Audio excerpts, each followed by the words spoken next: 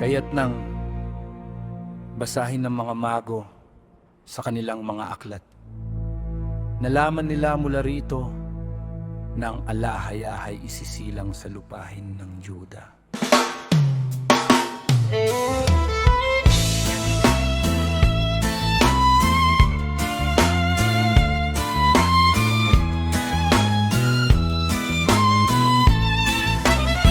Kaya't umakyat sila sa isang mataas na bundok sa silangan. Habang patungo sa kanluran, dinala nila ang mga handog na inihanda nila bago sila maglakbay.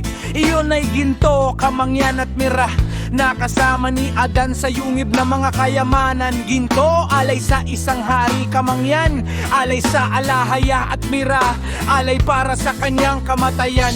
Ngunit nang marinig ni Hor, hari ng Persya, kung sino ang tinatawag nilang hari ng mga hari, ang titulo ng emperador, inihanda niya ang kanyang karwahe at sumakay dito. Lumabas din si Basantar, hari ng Saba, at si Karsundas, hari ng Silangan, ay naghanda at lumabas din.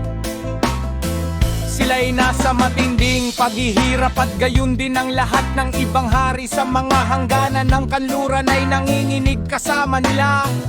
At ang bawat bansa sa silangan ay labis na natakot sa pagkakita ng karangalang iyon. Pagkatapos ang mga mago habang nasa kanilang paglalakbay ay nagsabi, ang bituing ito ay hindi sumikat kundi para sa isang dakilang pangyayari. At sila'y nagpatuloy sa kanilang paglalakbay hanggang sa dumating sila sa Jerusalem.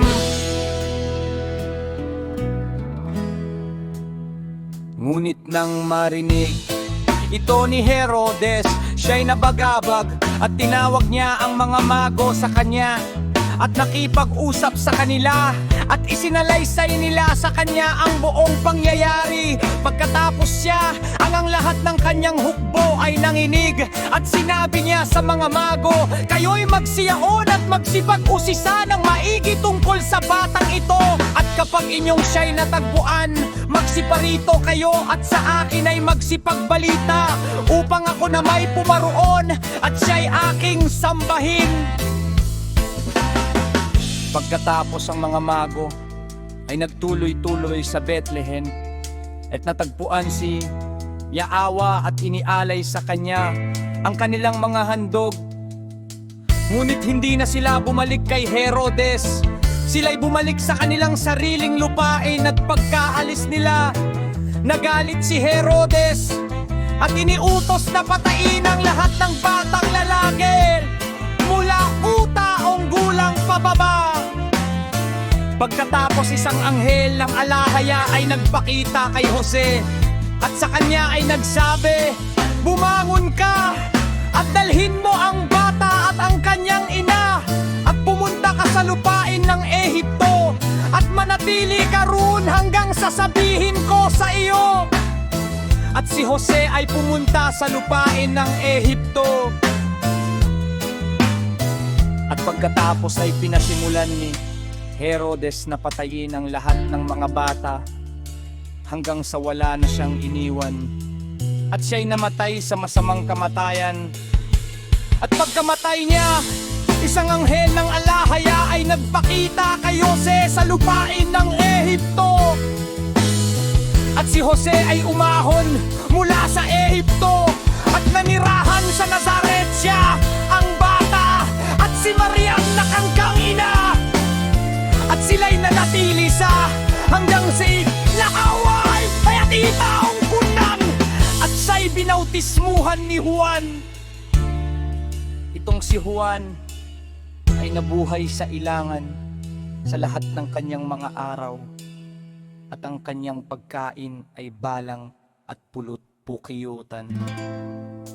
At sa ika-19 na taon ni Tiberio, ang ating alahaya ay ipinako sa krus. Siya'y namatay sa katawan at inilibing at muling nabuhay mula sa mga patay sa ikatlong araw, gaya ng nasusulat.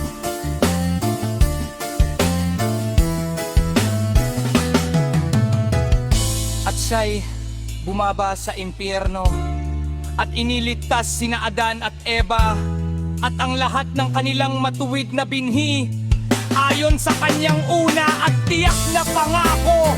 At sa gayon ay tinupad niya ang lahat ng mga bagay na inihula ng mga propeta tungkol sa kanya. Siya'y umakyat